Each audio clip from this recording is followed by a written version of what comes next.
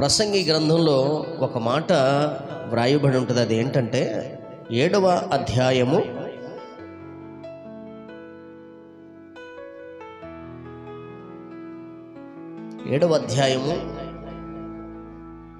4వ వచనంలో